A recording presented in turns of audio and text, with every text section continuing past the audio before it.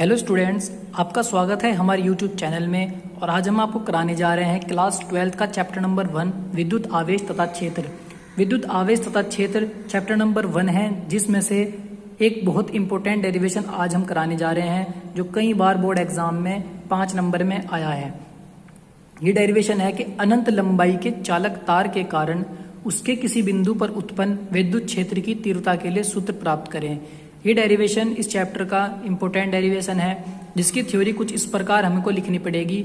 अनंत लंबाई का जो हमने चालक तार लिया है, हम उसका रेखीय आवेश घनत्व मान लेंगे लैम्डा है, तथा चालक की जो लंबाई है वो हमने मान ली है एल है।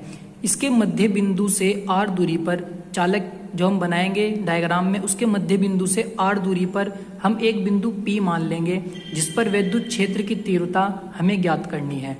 बिंदु P से एक बेलनाकार गॉसियन पृष्ठ खींचते हैं जिसकी त्रिज्या r है। अतः गॉसियन पृष्ठ से बद्ध संपूर्ण विद्युत फ्लक्स, हम संपूर्ण विद्युत फ्लक्स का फॉर्मूला लगाएंगे और फिर गॉसियन पृष्ठ जो हम खींचेंगे बेलनाकार होगा, उसका हमें पृष्ठ समाकलन करना होगा। पृष्ठ समाकलन करने के बाद हमारे पास विद्युत क्षेत्र की तीव्रता आ जाएगी। अब हम इस थ्योरी के अकॉर्डिंग अपने डायग्राम को बनाएंगे। डायग्राम की स्टार्टिंग में सबसे पहले हमने एक चालक तार बनाया है जिसकी लंबाई हमने L यहाँ पर प्रदर्शित की है।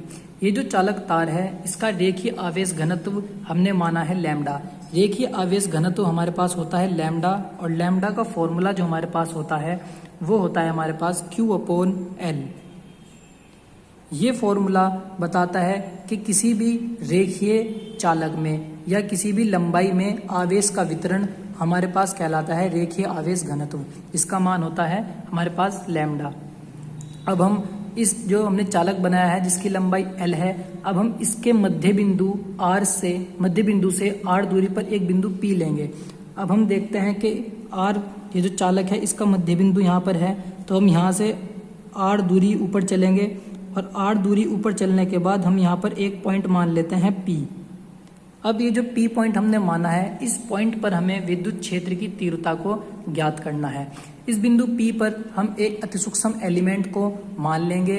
अतिसूक्ष्म एलिमेंट या अतिसूक्ष्म क्षेत्रफल का हम समाकलन करेंगे, फिर हमारे पास संपूर्ण विद्युत फ्लक्स आ जाएगा।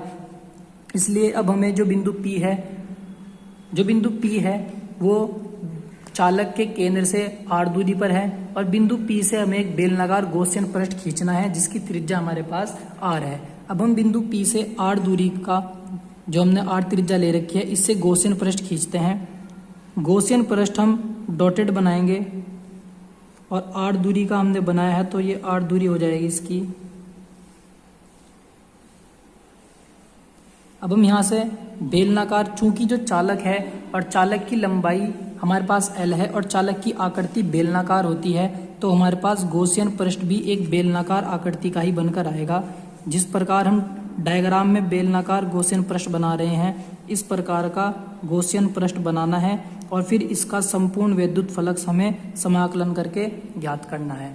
ये चालक तार था जिसकी लंबाई L है। इसके मध्य बिंदु R से एक बिंदु P है जिसका अतिसूक्ष्म क्षेत्रफल है ds।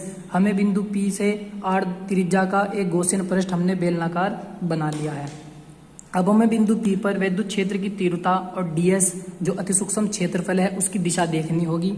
जब हम किसी भी चालक तार को देखते हैं तो वो दो भाग में हमारे पास होता है। सबसे पहला भाग होता है जो उसका सतही क्षेत्रफल होता है, ये इसका सतही क्षेत्रफल है चालक का, और इसके एक साइड पर एक वृत्ताकार सिरा होता है और दूसरे साइड पर भी एक वृत्ताकार सिरा होता है।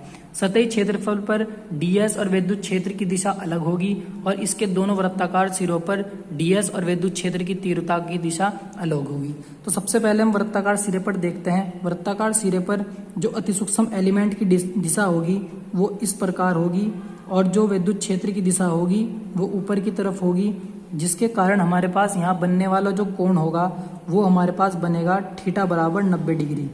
यानी कि हमें याद रखना होगा कि बेलनाकार चालक जो है उसका जो वृत्ताकार सिरा है उस पर बनने वाला कोण हमारे पास 90 डिग्री होगा, क्योंकि ds की दिशा और विद्युत क्षेत्र की दिशा आपस में लंबवत है, तो 90 डिग्री का कोण यहाँ पर बना रही है। अब हम सतही क्षेत्रफल पर देखते हैं तो यहाँ पर ds की दिशा और विद्युत क्षेत्र की दिशा दोनों एक ही दिशा में होंगी ऊपर की ओर, इसलिए यहाँ पर जो थीटा का मान होगा, यहाँ पर थीटा का मान हमारे पास लिया जाएगा 0 डिग्री। अब हमें दोनों सिरे के लिए भी और पृष्ठ क्षेत्रफल जो उसका सतही क्षेत्रफल है उसके लिए भी संपूर्ण विद्युत फ्लक्स ज्ञात करना है, जिसके लिए हम फॉर्मूला लिखते हैं गॉसियन पृष्ठ से बद्ध संपूर्ण विद्युत फ्लक्स फाई ई बराबर, हम लिखते हैं बेलनाकार भाग से बद्ध विद्युत फ्लक्स, और हमें इसमें प्लस करना होगा दोनों सिरों से बद्ध विद्युत फ्लक्स। दो सिरे हैं तो हम यहाँ पर लिख देंगे दोनों वृत्ताकार सिरों से बद्ध विद्युत फ्लक्स। अब हमें दो विद्युत फ्लक्स ज्ञात करने हैं और दोनों को ऐड करना है। शुरुआत में हमने लिखा है बेलनाकार भाग से बद्ध विद्युत फ्लक्स, यानी कि हमारे पास यहाँ पर जो मैं ये दिखा रहे हैं, यहाँ पर इतना विद्युत फ्लक्स जो सरफेस के कारण उत्पन्न हुआ है वो यहाँ पर लिखा जाएगा, और जो दोनों सिरों के वृत्ताकार क्षेत्रफल है हमारे, इसके कारण जो विद्युत फ्लक्स होगा वो यहाँ पर लिखा जाएगा। और फिर हम जो गॉसियन पृष्ठ बनाया है, इस गॉसियन पृष्ठ से बद्ध हम यहाँ पर इसका समाकलन करेंगे, जिससे संपूर्ण विद्युत फ्लक्स हमारे पास आ जाएगा। अब हम विद्युत फ्लक्स का फॉर्मूला लिखते हैं। विद्युत फ्लक्स का फॉर्मूला होता है E into D S into cos theta. ये हमारे पास आ गया है बेलनाकार भाग का विद्युत फ्लक्स, और वृत्ताकार सिरे हमारे पास दो थे तो हमें लिखना पड़ेगा 2 गुना E into D S into cos theta, क्योंकि दो वृत्ताकार सिरे हैं इसलिए हमने यहाँ पर 2 से गुना कर दी है। अब जो बेलनाकार भाग था उसके लिए हमारे पास थीटा का जो मान था वो था 0 डिग्री, और जो वृत्ताकार सिरे थे उसके लिए हमारे पास थीटा का मान था 90 डिग्री। और हम जानते हैं कि कोस 0 का मान होता है 1 और कोस 90 का मान होता है हमारे पास 0।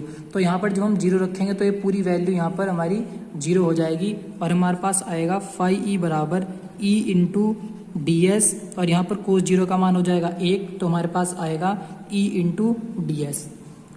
अब यहाँ पर हम 1 से मल्टीप्लाई करेंगे तब भी हमारे पास E इंटू डी एस ही आएगा। अब हमें दोनों पक्षों का समाकलन करना होगा। समाकलन करने पर समाकलन का निशान लगाएंगे और डी फाई ई, और यहाँ पर विद्युत क्षेत्र की तीव्रता E है जिसका समाकलन नहीं होने का क्योंकि ये कांस्टेंट वैल्यू है, और सिर्फ समाकलन होगा हमारे पास ds का। चूंकि जो ds है वो सतह का क्षेत्रफल है, पृष्ठीय क्षेत्रफल बेलनाकार, क्योंकि हमने जो गॉसियन पृष्ठ बनाया है वो बेलनाकार है क्योंकि चालक की आकृति बेलनाकार होती है।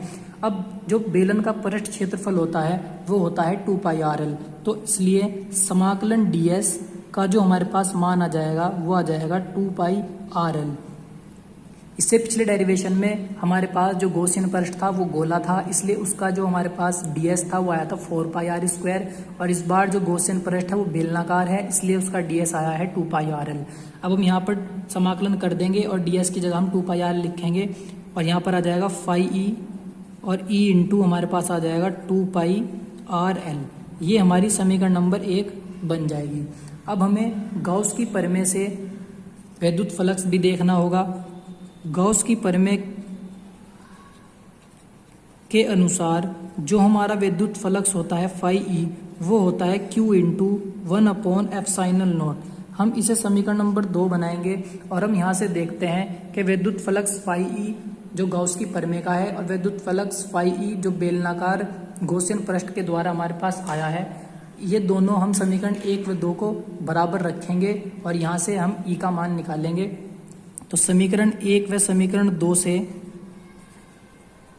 जब हम लिखेंगे E इंटू 2 पाई RL बराबर Q इंटू 1/ε0, हमने दोनों समीकरण को बराबर रखा है, और अब हम यहाँ से 2 पाई को ε0 के पास डिवाइड में और RL को हम Q के डिवाइड में कर देंगे, तो E का मान आएगा 1/ε0 के साथ 2 पाई आ जाएगा, तो 2 पाई ε0 और Q अपॉन हमारे पास आ जाएगा RL।